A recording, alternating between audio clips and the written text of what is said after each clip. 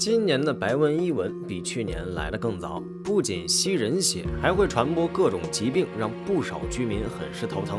有一种生物，它们一年就能吃数千只蚊子，可以说得上是灭蚊大功臣了。但是这样的生物最后却沦为了人类的盘中餐，这到底是怎么回事呢？这里是万物灵，欢迎关注熊探长带你探索有灵万物。这种生物名字叫做水虿，有些人会把水虿认成水趸，但前者才是虫字旁，两者不是一个东西。它是蜻蜓的幼虫，在蜕皮成为成虫前，它们一直生活在池塘里。这种昆虫整体扁阔，身体比较长，头部较大，在头部两端各有一对复眼，最显眼的当属于附在它头下的一对极为锋利有力的下垂钩爪，颜色以褐色、暗褐色为主。有人说，水虿的颜色是随着环境的变化而改变的。喜欢栖息在黄色泥土的水虿是黄色的，生活在黑色环境的水虿则是黑色的。如果周围环境带有水草的话，颜色就会带一点绿色。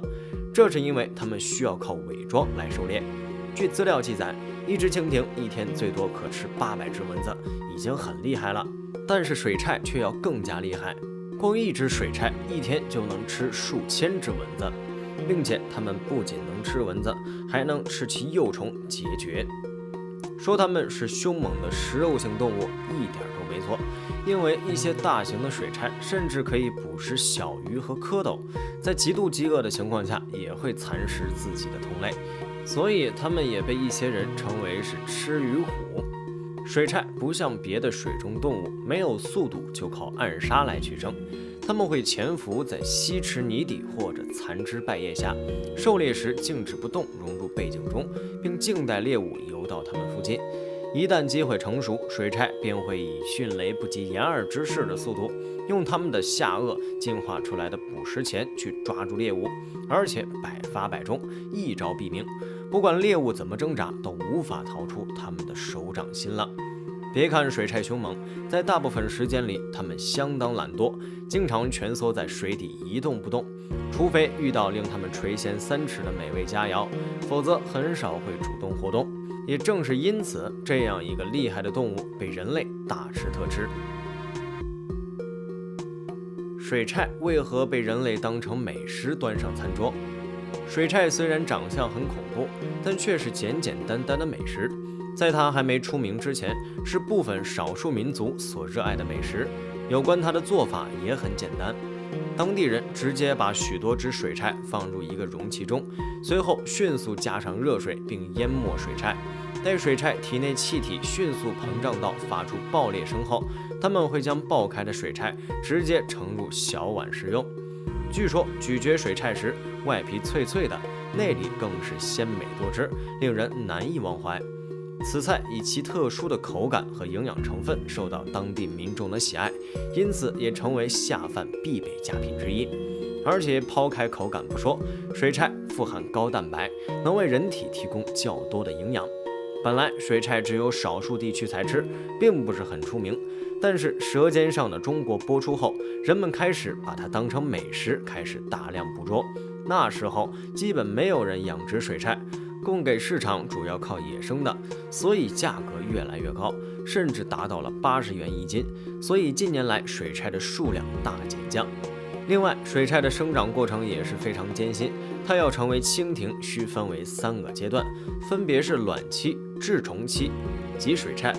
羽化、成虫期及蜻蜓。整个过程充满了太多不确定因素，导致最后能够成功活下来的很少很少。更不要说一些人会把水虿当作害虫进行消杀，因为水虿会吃其他的鱼苗和虾苗，有时候它们胃口一大，一天就能侵害3厘米以下的鱼苗或虾苗10尾以上，对鱼苗水化和刚放养不久的虾苗伤害最大。因此，水虿对于培育苗种、养虾、养蛙的妨害很大，所以一些渔民就会对其进行消杀，再次让它们的数量大减少。如今，随着更多人了解水虿后，想品尝它们风味的吃货就开始对其进行大量购买与食用。这时候，有人提出了一个问题：水虿会被我们吃灭绝吗？当今水菜的数量急剧下降，很少人能够看到它们身影了，甚至有人听都没听说过这种昆虫。它们的消失不只是与吃货有关，也与它们的栖息地被破坏相关。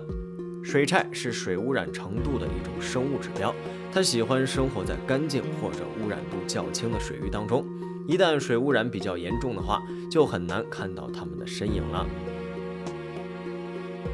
上个世纪90年代开始，由于大面积使用农药，各种工厂在农村建厂，许多农村地区的水域受到了污染，水菜的生存环境被破坏，水菜数量也越来越少，蚊虫趁机大肆繁殖，最后严重影响了人们的生活质量。而且，整个自然界中的许多动植物依赖水菜为生，如果水菜灭绝，这些生物也会受到波及。因为大自然到处都是隐形的生物链，紧密相扣，一环扣着一环，一个受到影响，其他也会波及到。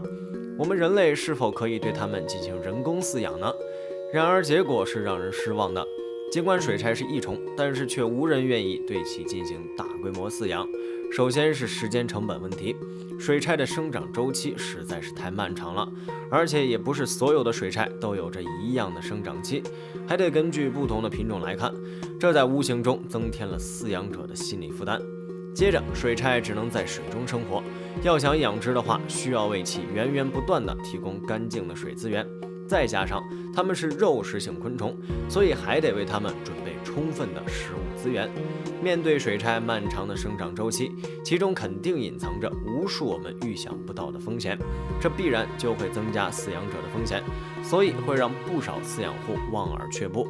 国家现在也在鼓励更多的人去认识并且饲养这种昆虫。首先，我们可以通过加强对水菜生存环境的保护，包括保护水源和水生生态系统的完整性，让水菜有自由活动的天地。接着，一些地方也开始鼓励人工养殖水菜，以增加水菜数量，满足市场需求，减少对野生水菜的依赖。但是，人工饲养并不是万能的，所以最重要的还是我们对环境的保护，还需要提高公众对水菜保护的意识，引导人们理性消费水菜，用长远的眼光去看待问题，让更多人见到水菜除了吃以外，还有更多的优点，从而避免浪费资源，可不能让这灭蚊功臣含冤死于人类肚中。非常感谢您看完本期万物灵，欢迎点赞、评论、加关注。您的关注是熊探长探秘的最大动力。